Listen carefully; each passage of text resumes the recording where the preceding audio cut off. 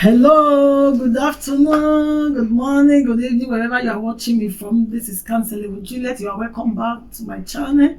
And if you have been coming back, I want to say I appreciate you, as many of you that always come back, that share my video, that leave your comments, and that even subscribe. I appreciate you from the bottom of my heart. And if you are there, you're watching me, you have not subscribed to this channel, I want to encourage you to subscribe into this channel, and you will be so blessed with what we are doing here. God is really talking to us in different ways, and you will not regret it. And even if you feel that maybe this channel you don't really need it, or rather maybe the words you are hearing is not really for you, there may be somebody that will need it, that is close to you, maybe your friend, your relation. Just do me a favor and share it with them. They will be blessed and they will thank you as well. You are welcome back. Today I will be talking about the 5 foolish things that you can see in some wives. Somebody that calls herself a wife, but she has some qualities that you can look at it and say, this person, she's acting foolishly. And I will be using a case study of Job's wife. We know what happened to Job in the Bible. So don't go, just stay tuned and I'll be right back. Thank you.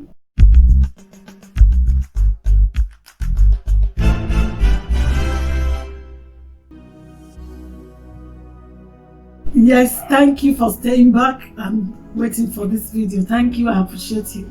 Like I said before, we are going to be looking at the case of Job's wife. We all know what happened to Job in the Bible. We all know how the Bible described Job to be an upright man and the man that enshowed evil. The Bible also told us about 10 virgins. 10 virgins that were waiting for the coming of our Lord Jesus Christ. They were waiting for, Jesus just gave us as a parable that they were waiting for the bridegroom to arrive. And out of these 10 virgins, the Bible stated that 5 were wise while 5 were foolish. Today we are going to be talking about those foolish things relating to what Job's wife did, how she failed as a married woman, how she failed in her marriage. So today, step back as we come. You are going to be going along with me. If I don't finish this today, maybe we'll continue in the next episode. So we go with what we are going to see today by the grace of God.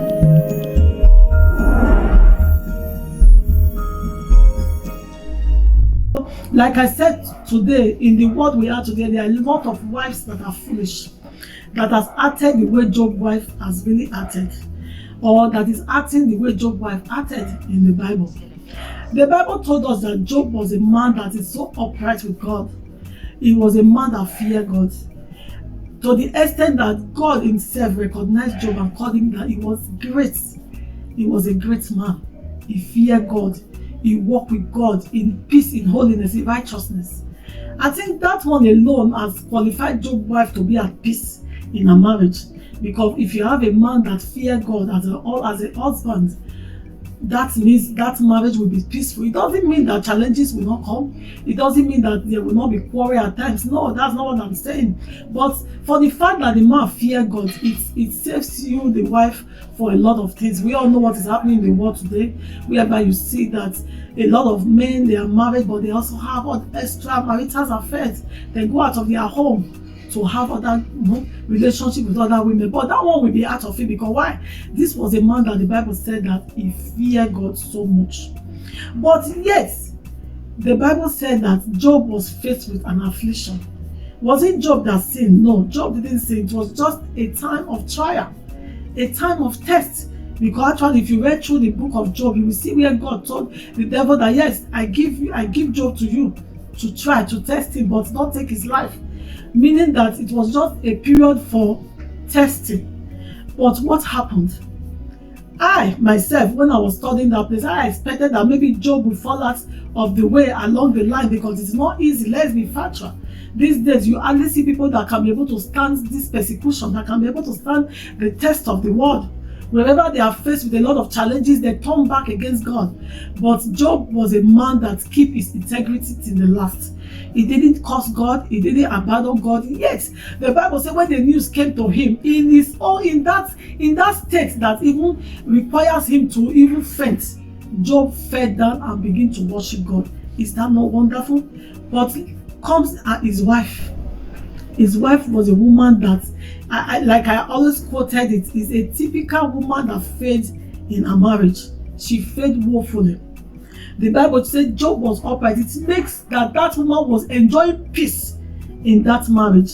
She never had the fear that the man will leave her and go out or after other women, but yet she failed woefully in her duties. The time of Job passing through that test was the time that the woman was supposed to stay by him, to really know that this is the wife material, that, like, as she proved that she is. But it was the time that she failed Job. She not only failed Job, she failed God and she failed other women. What happened to Job's wife? Job's wife denied the trust that she has for God. She denied the trust that she has for God and her husband. Because why will I say that? This was a man that was so blessed. Your husband was so blessed. God has blessed that man, has given him wealth, has made him great. But when these challenges came, Job's wife told the husband to curse God. How can you be a wife? You will not tell your husband that same God that you prove that you have been serving, that you prove that you have been faithful, that you prove that you have been serving all those while. I believe when Job's wife was enjoying those words, she never one day tell her husband to curse God. I believe she will go to church with her husband. She will be happy. She will pretend that she's serving and worshiping God like others. What happened? Job's wife denied the trust that she has for God. She denied the trust that she has for God and the trust that she has for her husband. She lost total hope for God, meaning she never believed in God. It's just the truth. She was just enjoying those words and just praising God because God was providing. You know, we will actually know somebody that really serves God when the time of challenges or affliction comes. It is not when you are living in your surplus or you are enjoying the grace of God or you are enjoying everything that you just want. You are getting everything you want at your doorstep that proves that you are really faithful or that you really believe God. It is when trials come. It is when temptation comes. It is when you are faced with some affliction, some things that you feel that how can I come out of this? That is where you will know who is actually serving God and who actually believe in God. That was what Job's wife proved. Job's wife told her husband, curse God and die. Are you still keeping your integrity? That means the belief that she said she believed in God was because of the integrity that her husband has and the words that she was getting from God. Praise God. She never mean well for her husband. That's number two. She never mean well for her husband. Why do I say that? If a woman can stand up and tell her husband, curse God and die, or curse God, because definitely if Job has responded or actually followed what she told him and cursed God, maybe Job would have been killed by the devil. Then this woman will not be free to go and marry another wife. Another husband. What women do today. She will leave the home and say, yeah, after all, her husband is dead, so she's right, she's free to marry another man. So that was her plan. Her plan was, I'm tired of this marriage since I'm no longer getting what I am getting before. So how am I going to get out of this marriage? So what she was now like thinking to do was, let me make this man to commit sin. Let me make this man to turn his back against his God, so that I will be free and I can go after my heart desire. You understand what I'm saying? That was a typical woman that failed in her marriage. Did God say that marriage afflictions or challenges will not come? That is why the book of Proverbs 14 said in verse 1 that a wise woman builded her home, but he said the foolish one will pluck it down with her hands. That was what Job's wife did. She was a foolish woman. For her to tell the husband to curse that same God that has been a provider, that same God that has kept that man in peace, that has kept that home in peace, all of a sudden because of challenges, she told her husband to curse God. What did she forget? Also all the benefit that she has received from God. Because why? That is what foolish people do. Foolish wives they never remember when their husband do them good. They never remember when God is blessing them. They never remember the blessings that they enjoy from their marriage. So all they know that whenever there is problem, the next thing they are just thinking of is how to make sure that they end that marriage. So any small affliction, any small trials, they just feel, no, the next thing is for me to end that marriage. That was what Job's wife was doing. She never meant well for her husband.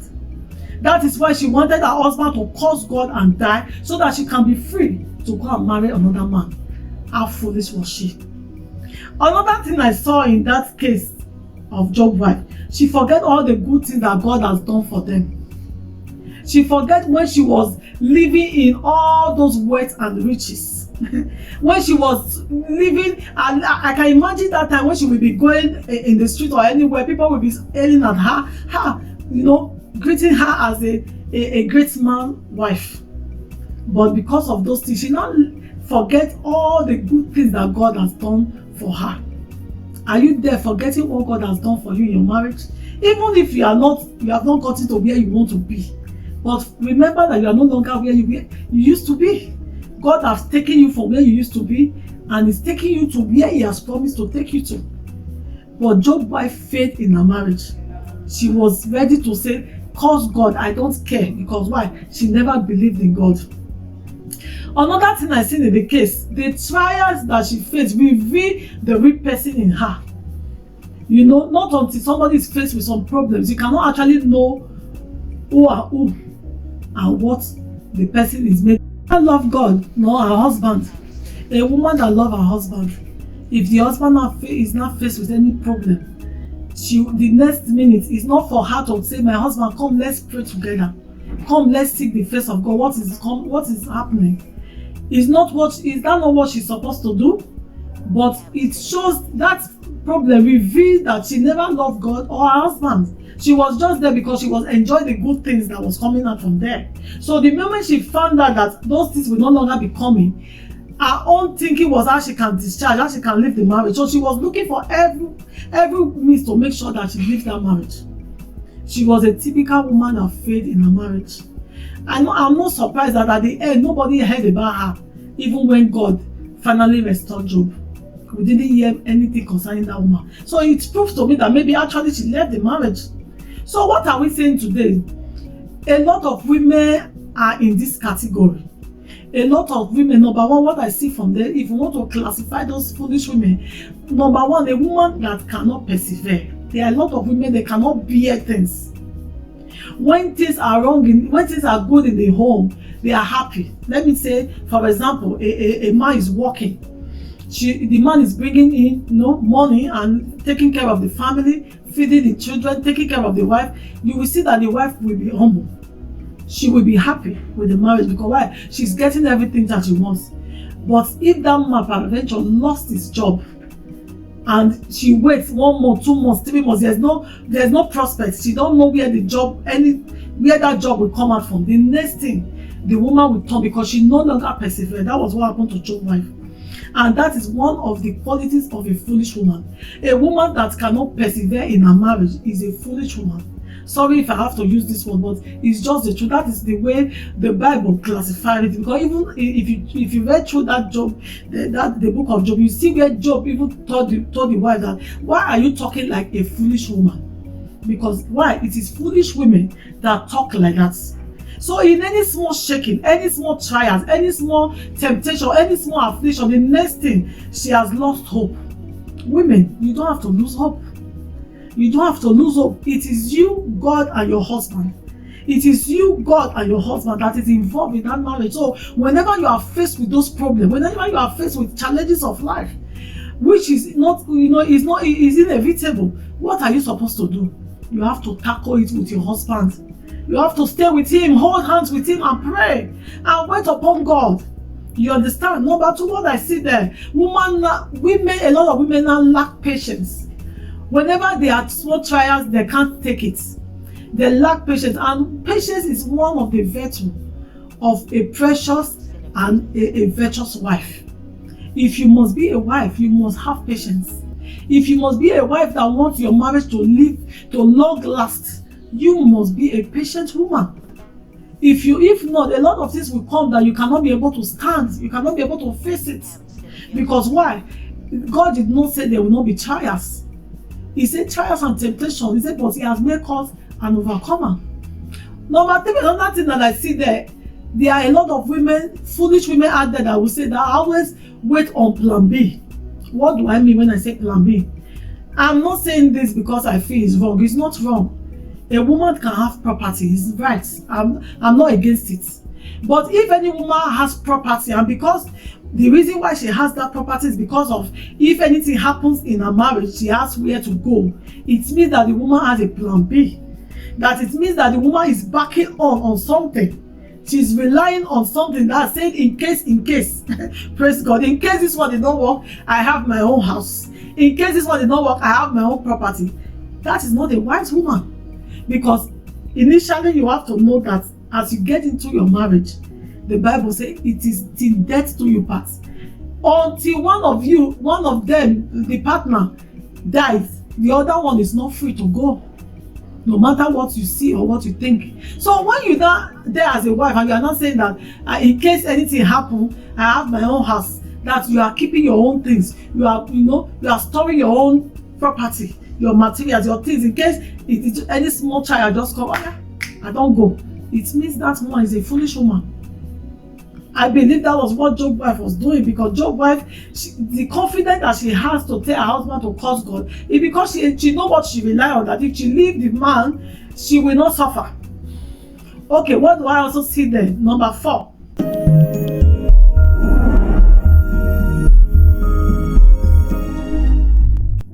Like I said, a woman that so much depends on her husband.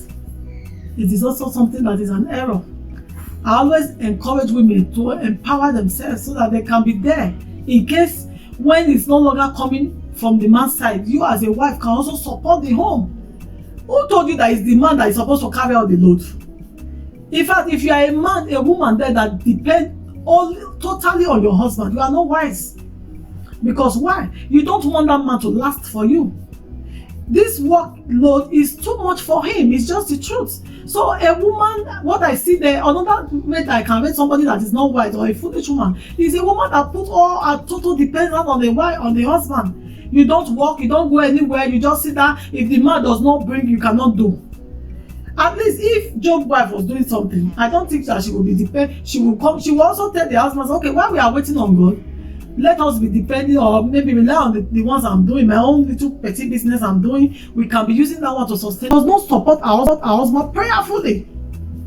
She's not a prayerful woman. Let me put it that way. She does not support her husband prayerfully, because a woman that supports her husband prayerfully will know that definitely this thing that happened to my husband or that happened to the family, it is only God that can restore. Man cannot restore it. You understand? Even your power cannot do it. You know what Job lost? The Bible said Job lost everything that he has in a day. It's enough for a man to commit suicide. But I thank God for Brother Job. He was such a powerful man, an upright man, a man that God can hit in his chest and say, this is my son. But it was so unfortunate that he didn't get married to a woman that is supportive the family before God will restore you back. I think that is wise. But she didn't say so, because why? She has all her total dependence on the man. Okay, a woman, Job's wife also failed, because a woman that, and I am not surprised not to hear the name of the Job's wife, even when God has restored Job back, we didn't hear about the wife. So I'm very sure the woman left. That is why I said is an example of a woman that failed in her marriage. I think somebody is blessed by this today. You can leave your comment there, whatever you also think about it, and also like and subscribe and share, and God will bless you. I'll see you next time. Bye.